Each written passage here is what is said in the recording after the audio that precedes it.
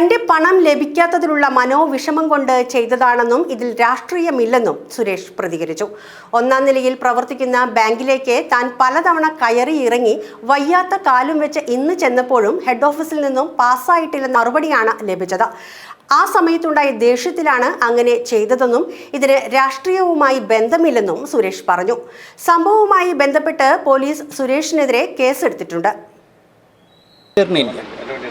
അപ്പോൾ ബാങ്കിൽ നിസ്സാരമുള്ളോ ഈ സാധനത്തിന് ഒരു 100 പ്രാവശ്യം നമ്മളെ കയറ്റിക്കുമ്പോൾ നമുക്ക് വിഷമം വരില്ല. ഞാൻ അവരോട് പറയും ചെയ്തു, എനിക്ക് നിങ്ങൾ വിളിച്ചാൽ മതി, ഇന്ന ദിവസം നിങ്ങൾ തരാമെന്ന് പറഞ്ഞിട്ടുണ്ടെങ്കിൽ ആ ദിവസത്തേക്ക് ഞാൻ വരുള്ളൂ, ഇങ്ങോട്ട് വിളിച്ചാൽ മതി. നിങ്ങളെ കൊണ്ട് പറ്റിയില്ലെങ്കിൽ നിങ്ങളുടെ ഹെഡ് ഉണ്ടാവില്ല. ഇവരിവിടെ നമ്മളൊരു ലെറ്റർ കൊടുത്തു കഴിഞ്ഞാൽ അപ്പോൾ ഞാൻ എനിക്ക് മേടിക്കാനുണ്ട്, ഇതിൻ്റെ കൂടെ ഇതും കൊടുത്ത് അവർക്ക് കൊടുത്തു.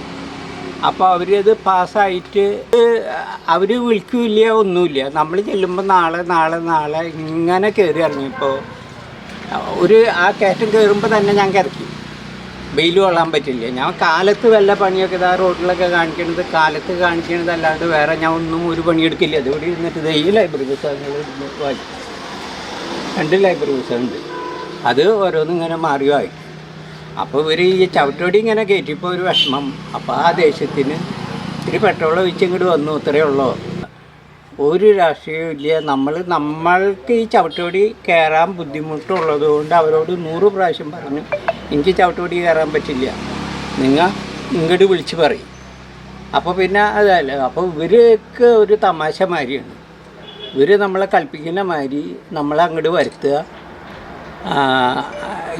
വരുമ്പോൾ ചിലപ്പോൾ അവർ അങ്ങോട്ട് വിളിക്കും, ആ പാസ്സായിട്ടില്ല, ഇതിങ്ങനെ പറഞ്ഞിട്ട് നിൽക്കുമ്പോൾ ഒരു ദേഷ്യം വന്നു. ആ ദേഷ്യത്തിൽ അങ്ങോട്ട് ചെയ്തത്. അല്ലാണ്ട് ആ പൈസ അവർ ഇനി തരില്ല എന്ന് പറഞ്ഞാലും ഞാൻ അങ്ങോട്ട് പോവില്ല.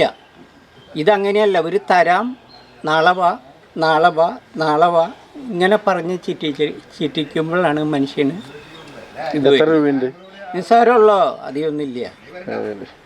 രാഷ്ട്രീയമായിട്ടൊന്നുമില്ല അതിൽ. ഇല്ല, അത് പറയേണ്ട സംഖ്യ ഒന്നും ഇല്ല.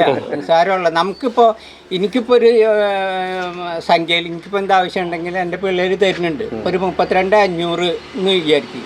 ഈ 2,500 എനിക്ക് എടുക്കാനായിട്ട് എൻ്റെ പൈസ ഉണ്ടെന്നുണ്ടെന്നുണ്ടെങ്കിൽ എനിക്ക് 30 അവരെ കയ്യിൽ നിന്ന് മേടിക്കുന്നുണ്ടോ, അത്ര തന്നെ.